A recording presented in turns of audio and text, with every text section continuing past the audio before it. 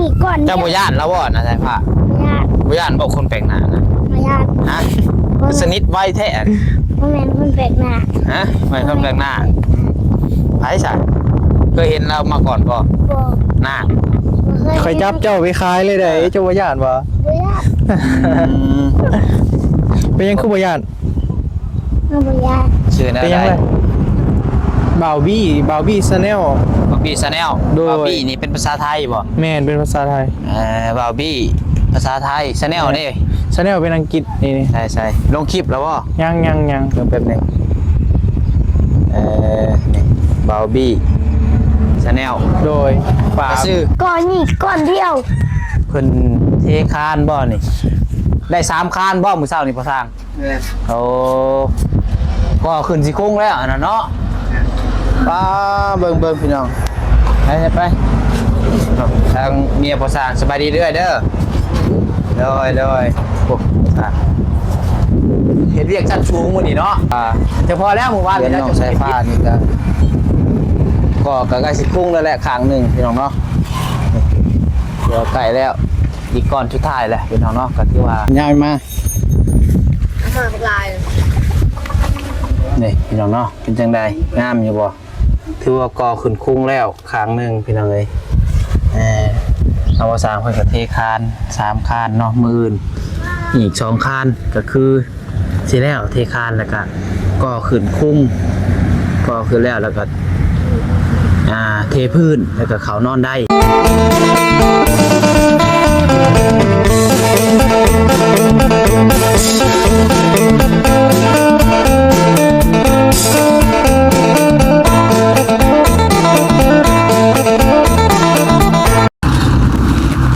พี่น้องเนาะเปิดภาพขึ้นมาอยู่บัดนี้ก็ฮอดเฮือนสายฟ้าแล้วพี่น้องเนาะสายฟ้าบุญทวีที่ว่ามื้อเช้านี่ก็พากันไปเคสที่ว่าแม่ยังแม่ขาขาดเลี้ยงลูก2คนแหละพี่เนาะไปซื้อเพิ่นได้ลืมเนี่ยซ้ำหน่อยเขายังแหละพี่น้องเนาะก็ได้กลับมาฮอดก็พอดีเกือบค่ำพี่น้องเนาะพอดี 2-3 โมงมาฮอดพี่ก็ได้เนาะฮอดเดือนสายฟ้าเนาะเอาพี่น้องเนาะจังได๋ก็ทางตำรวจเพิ่นก็หาก็ลงมาแต่เซโปนบ่คือว่าเพิ่นสิขึ้นพี่น้องเนาะโธ่โอ้มานี่เปลี่ยนรถกันขี่แล้วบ่เปลี่ยนกันขี่แล้วบ่ไหนเปลี่ยนกันขี่แล้วรถน่ะรถคันไหนเอารถไฟฟ้านี่โอ้ฮะรถสร้างขึ้น รถสร้างบ่เขายืนเบิ่งใครฮะเขายืนเบิ่งใครยืนเบิ่งใครยืนเบิ่งใครยังอ่ะน่ะเขาบ่เคยเห็นใครอยู่แบบนี้นี่ ใช่โอ้ไข่ยังไข่ไก่บ่ไข่ไก่นอกใส่ผ้าจักเนาะแตกก็ไปจักเลยยังได้หนิเนาะ แตกแล้วใกล้แล้วไอ้ที่แตก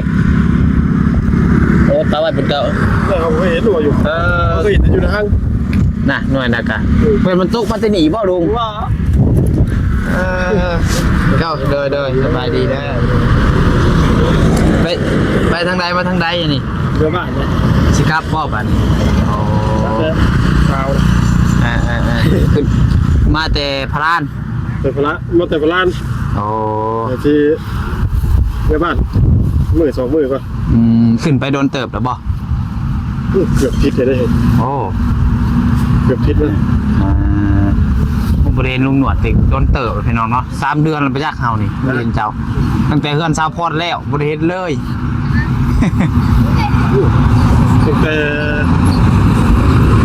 แกไม่ได้เดือนน้องพันเขาไปไงไปเวียงแมนแล้ว3 เดือนตาย4 เดือนเลยแมน3 เดือนนี่เล่นเพลินพี่น้องเนาะสิกลับเลยบ่บาทนี่โอ้แม่ยังเด้นี่เนาะฮะเอาไปแล้ว ไปใส่เอากลับแล้วฮะเอากลับแล้วพากลับกลับยังพาขับรถโอ้ยได้รถใหม่เลยขี่เป็นแล้วบ่ไปแล้วไปใส่เลยไปมากไปหาเบานิ้วเอาตัวคือไปเองขี่ไปได้รถถีบมา ชิมาแอวนี่ใหญ่เลยชิมาแอวข่อย ให้เจ้าพาไป โอ้ยจังหน่อยเบิ่งดูไข่ไก่ฮะไข่ไก่เจ้าบ่คือไก่ไผนะฮะ ให้ห้อง ไข่ไก่เจ้า ไปเบิ่งดูจอดก่อนรถ เมียว นะ เมียวเมียวเมียวเมียวสิรับแล้วก่อน อ้าวลูกมัน ไข่ไก่เจ้ามันคืออยู่หัน มันไข่แหนแม่นี่จิ อ้าวสรุปคนกับไก่นอนนำกันบ่นี่ จิแม่ โอ้ใครชน จักแล้วเขาก็บ่ฮู้คือกันเลยนี่ แต่ก็ได้ ยัง กับบีอันเอาไว้ไปให้เบาเหย้าอันใส่กะจีมือแดงตัวหน้าดิหาตัวหน้าพร้อมฮะ มันแตกแล้ว แตกแล้วมันยังบ่ได้เหี่ยออก เดี๋ยวเอาออกกันเด้อเด้อเอาเมียวกันเด้อ โดยโอเคลุงโดยเดินทางปลอดภัย ขับเลย โอเค ขับหรือว่าขับรถยาก มันเน่าแล้ว หนาว มันหนาวพ่นเลย งามมันเนาะไปเดี๋ยวตามโอเคไปหน่อยเนาะคนอื่นบัดกระกาศทักทายสบายดีเด้อสบายดีพ่อแม่พี่น้อง FC กันเบิดสุคนบุญสมองสุบอนบ่ว่าสิอยู่ฝั่งลาวฝั่งไทยและก็อยู่ทางต่างประเทศพี่น้องเอ้ยกันยินดีต้อนรับเข้าสู่ช่อง YouTube สายกกสายบุญคือว่าช่องอีกช่องหนึ่งช่องสมพองก็บ่ฮู้ว่าคลิปนี้สิได้ลงช่องใดพี่น้องเอ้ยเนาะ กับช่องพอตะวันเวลาพี่น้องเอ้ยเนาะช่องใดนั่นก็เถื่อกะเสียลงช่องน้อยแต่เสียลงช่องใหญ่พี่น้องเอ้ยพี่น้องเนาะคือตอนนี้เราพัดใจกะมาฮอดจอดถึงเพื่อนส่งสายฟ้าแล้วพี่น้องช่วงนี้ก็มาช่วงแรงช่วงค่ำนี่พี่น้องเนาะเพราะว่ากะคือเช้านี้ก็คือว่าอะไรพี่น้องเนาะน้องพัดใจก็ไปเบิ่งเคสใหม่งานใหม่อยู่ทางพุ่นพี่น้องบ้านเจ๊กกอกเนาะอาจจะฟังทองบ่วันนี้ฟังเบิ่งมื้ออื่นแค่มาไปทางใดก็สิมาแต่เช้าอยู่พี่น้องมาเบิ่งน้องสายฟ้าแต่เช้าพี่น้องเนาะมีแต่ว่าจังใดก็ฝากพ่อแม่พี่น้องเป็นกำลังใจให้เด้อพี่น้องเด้ออย่าลืมกดไลค์กดแชร์กดติดตามที่สำคัญก็อย่าลืมฝากพี่น้องเบิ่งโฆษณาให้น้องพัดใจนี่พี่น้องเนาะไปพี่น้องจังใดกันเนาะรถไฟอันนี้ใช่ผ้าซื้อใหม่อีกแล้วบ่รถจักรนี่รถไฟนี่รถบาร์บี้ใช่น่ะฮะนี่หูจักเราบ่หูจัก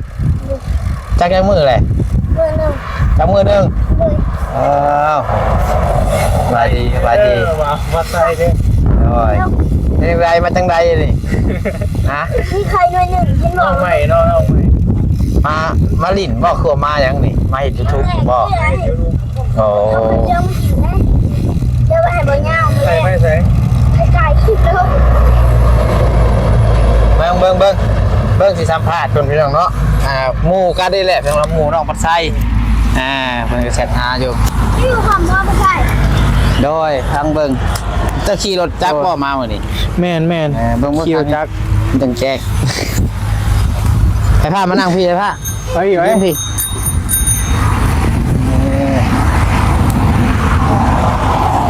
พี่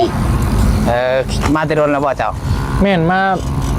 ประมาณช่วงบ่ายๆแหละ โอ้ มาแสนห้าเจ้าเลยออกมาเลย โอ้แต่พุ่นเนาะ แม่ เช้าข่อยไปแก้ก๊อกสาวนี่มาฮอด ไม่จะมานิ้วนี่ โดย มาเลยก็อันนั้นแหละปล่อยปูนให้เรา โอ้เฮ็ดเวียกช่วยบ่ซาก แม่นเห็ดซอยซาก นี่ก่อน เจ้าบ่ย่านแล้วบ่นะใช่ผ้า ญาติ บ่ย่านบ่คนแปลกหน้านะ มาญาติ ฮะสนิทไว้แท้ พ่อแม่คนแปลกหน้า ฮะไม่คนแปลกหน้าไผซะเคยเห็นเรามาก่อนบ่ บอก หน้า คอยจับเจ้าไปขายเลยเด้เจ้าบ่ย่านวะ บ่ญาติ เป็นยังคือบ่ย่าน น้องบ่ญาติ เป็นยังเลย น้องบ่ญาติ บ่อยากย่าน น้องบ่ญาติคน ไม่ได้จะมาเห็น YouTube บ่คือว่าแนวใด แม่นมากอยากมาเห็ดก็ อยากมาเห็นสายบุญนี้ อยากเห็ดต้นแล้วแม่น โดย ที่จริงอยากเห็ดต้นแล้วแต่ฮะก็เคี่ยวเวียกแล้วนะ ก็มีเวลา แม่น อ๋อ เคยเว่าหยอกไอ้เตียงตลอดเลยแต่กี้แต่ไม่ได้เห็นยังไงก็ฝากเนื้อฝากโต้เนี่ยนะ โดยใช้ชื่อช่องได้ช่องตั้งไว้บ่ช่องเจ้า ตั้งแล้วเดี๋ยวเอาให้เบิ่ง ชื่อแนวใด บ่าวบี้ชาแนล บาวบี้ชาแนล โดย บาวบี้นี่เป็นภาษาไทยบ่ แม่นเป็นภาษาไทย บาวบี้ภาษาไทยชาแนลนี่ ชาแนลเป็นอังกฤษนี่ ใช่ลงคลิปแล้วบ่ ยัง เพิ่มแป๊บนึงนี่บาวบี้ชาแนล โดยฝาก ซื้ออันเดียวกันกับนอกวัดไส้แหละพี่น้องแต่ว่านอกวัดไส้นี่เป็นซื้อลิ้นสไลด์คน แม่น ตะกี้ก็ซื้อตัวบี้อันนี้ก็ซื้อบี้อันนี้ก็เนาะ แม่น หมู่กันพี่น้องเอ้ยหลายคนก็คือสิเคยเห็นอยู่พี่น้องเนาะจะเป็นลูกบ่คือเป็นหลานแม่มิก เป็นลาน หลานแม่มิกเนาะ แม่น เกิดแม่มิกที่ว่าเขาไอ้เตียงเพิ่นมักไปเอาเงินนั่นนี่แหละเนาะ แม่น อ่า เก้าอยู่ห้านั่นแหละ สิเห็นผ่านๆแบบในช่องอยู่ดอกเนาะช่อง แม่ เขาไอ้ เคย เตียง เคยถ่ายอยู่ ช่วงที่คอยก็เคยเบิ่งอยู่คลิปอันไอ้เตียงตอนเราเข้าไปเอาเงินน่ะช่วงเปิดห้านใหม่อะนะ โดย ในบ่อนห้านวงเวียนน่ะ โดย เห็นในคลิปไอ้ แห้ เตีย ง งอยู่ ว่าบ่ใช่จะติดหลุดแล้วแห้งบ่ จังว่านี่แหละเนาะให้ เมื่อกี้เจ้าติดเด้ ติดเบิ่งซื่อมึงบ่ได้ครับ เจ้าก็เข้าไปซื้อมาค่ะเจ้าก็ไปซื้อนะ โดย ไอ้ว่า แต่หากตั้งช่องยังบ่ลงคลิป แม่น โอ้ถ่ายแล้วบ่มื้อนี้ ถ่ายแล้ว โอ้ ได้คลิปหนึง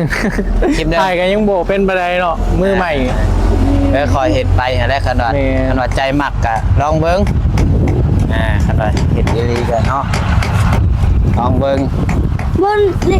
นี่ผมมีไข่เนยหนึ่ง ไอ้บี้ได้กิน ไข่นี่หมก สวัสดีเด้อพี่น้องเด้อ โดย บัดนี้มีทางทีมงานเข้ามาใหม่ทำจังเนาะพี่สองคนเลยได้พี่น้องเลยบัดเนาะแต่กี้มีแต่พี่เดียวแน่ พี่ใช่ อ้าวตัวบี้กับบี้ว่า พอได้ขอยบริสุทธิ์ตัววีคอยซื้อพัดชัย นี่ไอ้ผัดไทย จอยสิลงจอยFCสิว่าลายสื่อแท้เดี๋ยวนี้ โอเคผัดไทยเนาะครับ พี่น้องเนาะกะ กะเพรา ได้กระผักไปเบิ่งให้เพิ่นแน่พี่น้องเนาะ ไอ้ไม่ใช่ ต้อง ผั บ่ ด บี้ กะเพราบ่ โดย ผัดกะเพราเนาะ ได้สิเมื่อเลยบ่สักขึ้นได้ ทำเมื่อผมพึ่งเจ้าก็ได้ ทำเพื่อความข่อยแล้วพอดีเป็น ขี่ร้านรถเมื่อเนาะบ่ได้พาเอาที่ บ่ โอ้มาทุกมื้อบ่ล่ะวันนี้ แม่นสิไปถูกมือแหละ อ๋อ ไปนำพึ่งเจ้าแหละ มาทำกันนี่แหละเนาะมันจังสะดวกสบายแน่เนาะ คนมีเงินอยู่กับเฮ็ดเนาะ คือขี่รถ เอ้ย มีเงินยังขี่รถได้ คือนะ พี่น้องเลยเนาะ อีกนี่เสียมาจักนี่ อืมเอาซะไม่แต่ว่าสู้ๆเห็นใหม่เดินใหม่กะคือฮู้อะไรเป็นเอาไอ้ช่วงนี้ YouTube กะ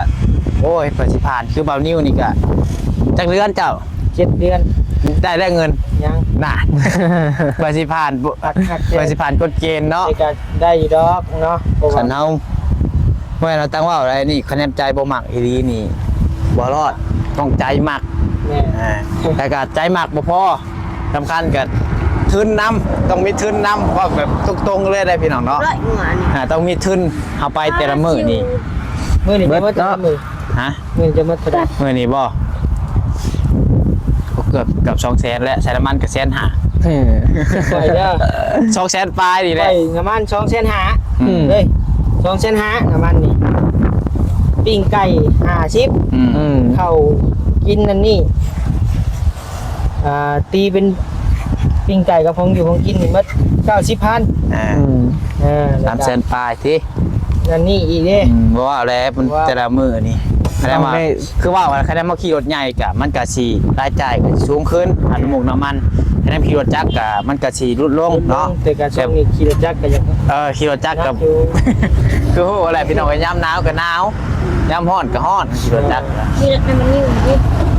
แม่นมานำกันนี่แหละเนาะพี่น้องเนาะเพราะว่าเพื่อนก็ใกล้ๆกันเนาะสามหนุ่มเนาะ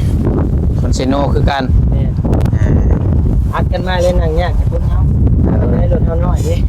นั่งของราคาไปคือว่า เอาสามีเจวันอะไรเด้อเดี๋ยวขออีกเบิกทาง มันขาดเนาะมันดิ ไปดีเด้อ มาดิโอ้ย ตัดเกินเนาะมึงจะพามาเบิกพี่ไปพาพี่ก่อนอ่ะปิดหมักโลมให้เราจังปั้นรถถีมาได้เราสิพับขี่แล้วคุณเด้เบิ่งมาเบิ่งพี่น้องเนาะ เจ้าหอดไซเลยเมื่อคืนนี้พอสร้างเมื่อบอกคือนอนอยู่นี่ใช่ปะ นอน นอนอยู่นี่ เลย เ เล็กอันนี้ชิเบิร์ดเลย เล็กสิเบิดเลยโอ้อย่าเฮ็ดมันสิแทงตาอย่าดื้อ พ่อแม่ จ่อย แหละ มันแทงตากันเลย เลยเล็ก โอ้ ก้อนนี่ก้อนเดียว เพิ่นเทคานบ่นี่ได้3คานบ่มื้อเช้านี่พอสร้าง เนี่ย โอ้ก็ขึ้นสิโค้งแล้วอันนั้นเนาะป้าเบิ่งพี่น้องไปทางเมียพอสร้างสบายดีเด้อเด้อเลยโอ้อ่ะเฮ็ดเวียกชั้นสูงมื้อนี้เนาะจะพอแล้วเมื่อวานนี่แล้วจะบ่เฮ็ดเวียกเลย มันสูงเลยตัววันพระมันศีลแน่เนาะ เพราะคันว่ามันชูกะคันมีคนท่วงอายุ อืม คันวันชินท่วงเลยได้ มันผลบ่ฮู้ติเนาะหลายคนมา ล แม่น ำเฮ็ด คือนั่นแหละนี่เชื่อว่าบ่ทั่วบ่วันนั้นนี้พี่น้องเนาะ น้ำหนักนี้บ่ผู้ใดกับผู้นึงเนาะ แม่นแหละ มันหลายคนเด้พี่น้อง ก็ห้างมันนี่แหละ ในมื้อนี้สัตว์คนมาหาหลายอยู่บ่สายฟ้า ไล่อยู่ ภายในมื้อนี้ มีสมบูรณ์ อืม แล้วก็บอกแก้วแล้วก็บอกพี่แล้วก็เจ้าแล้วก็บอนิว เขาบ่แซนบ่ได้มาบ่มื้อ แล้วก็ลุงหนวด เออ เปอร์เซ็นต์มันมา เออโอ้สิคุงเลยเนาะตัวนี้พี่น้องเลยแล้วตัวนี้แล้วก็ต่อตัวกลางเลยบ่นี่ เนี่ย โอ้คือว่าใกล้เข้ามา มือแรงผู้สั่งมือแรงเมียจะนอนห้องนั่นเขานอนห้องนี้ อืม แบ่งกันรถ เอา บ่ได้ เอาไปได้ตัด คืนนี้จะนอนใช้บ่คืนนี้ฮะ นอนอยู่ผู ว่านอนทำไมว่ามื้อแรกเลยเจ้าสินอนกับเมียคอยบ่หรือคอยสินอนกับเจ้า จะนอนจะเมียจะรถ เอาบ่คิดจะนอนไหนซะ เขานอนอยู่คนเดียวเฮา คิดว่าจะสินอนกับเมียบ่ช่าง บ่นะนอน จะสินอนผู้เดียวบ่มื้อแรงฮะ เราบ่มีลูก เออ กูแบ่งห้องแบ่ง เก็บไปเด้อเก็บไปได้ อืม แบ่งกันห้องไปห้องมัน ได้ไหนก็ได้นะผมหมายว่าเจ้าจะนอนห้องนั้นได้คอยมานอนห้องนี้ป่ะ ให้บ่ช่างมานอนของบุญทุรีบ่ เลย เจ้าสินอนของเจ้าเอง เลย ใช่มันยังบ่แล้วก็สิมานอนเลย นอนละ อืม เราเนี่ยมานอนพี่ แต่ก็นอนนะคอยนี่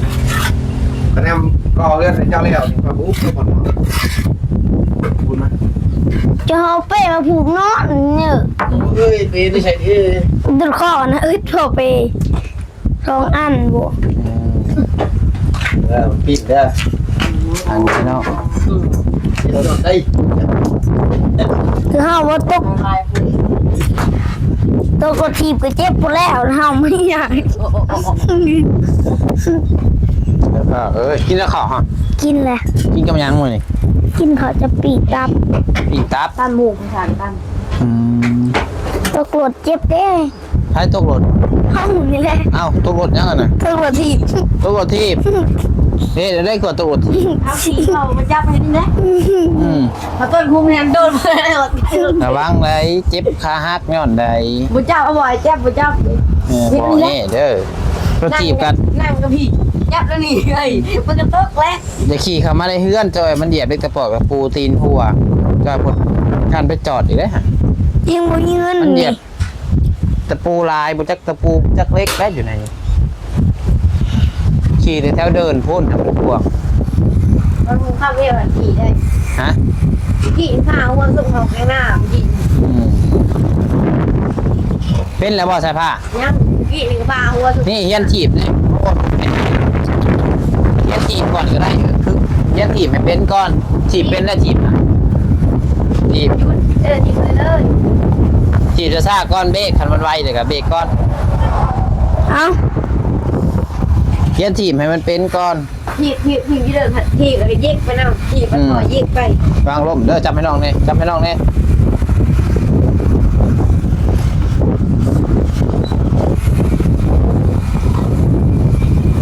เดี๋ยวไปแล้วก็ครึ่งเขาไปแล้วเด้อยังบุเป็นซัมบอนี่ เห็นไหม เอาไงพี่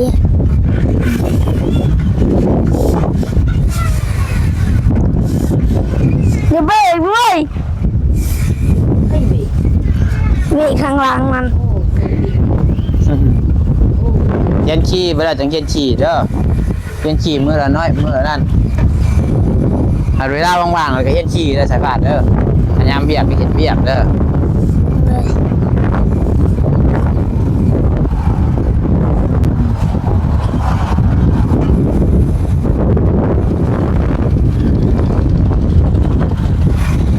โอ้ย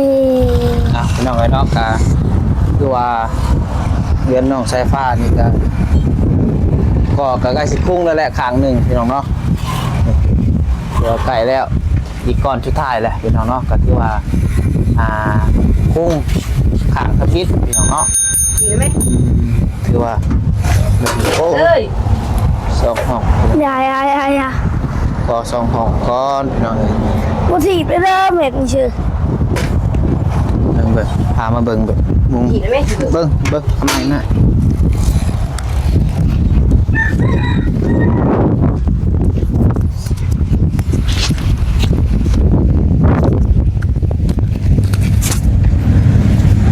เบิ่งข้างนอกพี่น้องเนาะพาเบิ่งมุมกว้างๆพี่น้องเอ้ยดูมุมกว้างกัน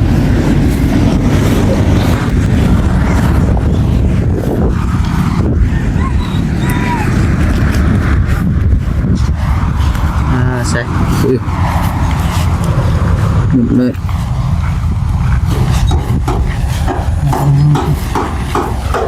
เป็นจังไดพี่น้องเนาะมุมนี้ ข้ามเอามาเลย มาข้ามมาแล้วไม่ได้จังไห้บอลยาวบัดบอลยาวมา เอามาเป็นลาย นี่พี่น้องเนาะเป็นจังไดงามอยู่บ่ถือว่าก่อขึ้นคุ้งแล้วครั้งหนึ่งพี่น้องเลย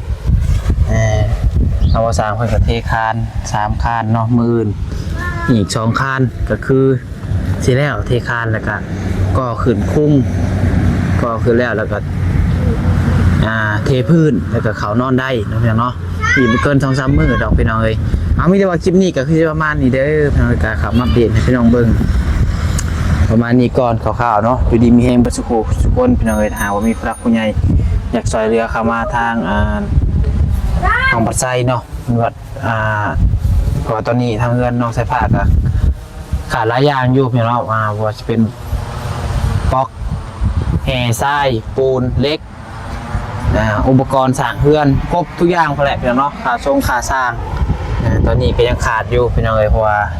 เดี๋ยวจังไรก็สิทำให้ดีอีกเท่านึงคะแนนว่าจะมีผู้รักผู้ใหญ่จากสมทบมานะพี่น้องเนาะอยู่ดีมีแห้งบดสุขุทุกคนพี่น้องผิดพลาดประการใดก็ขอโทษขออภัยนำในลายเด้อพี่น้องเด้อเนาะขอบคุณพ่อแม่พี่น้อง FC ที่เข้ามาหาชมและเป็นกำลังใจน้องปัดไซเนาะขอให้ทุกคนอยู่ดีมีแห้งสุขภาพร่างกายแข็งแรงอยู่เย็นเป็นสุขกายสบายใจร่ำรวยบดสุขุทุกคนพี่น้องเนาะรักษาสุขภาพกันเด้อพ่อแม่ FC เพราะมันก็หน้าหนาวแล้วพี่น้องเนาะไปบ๊ายบายสบายดี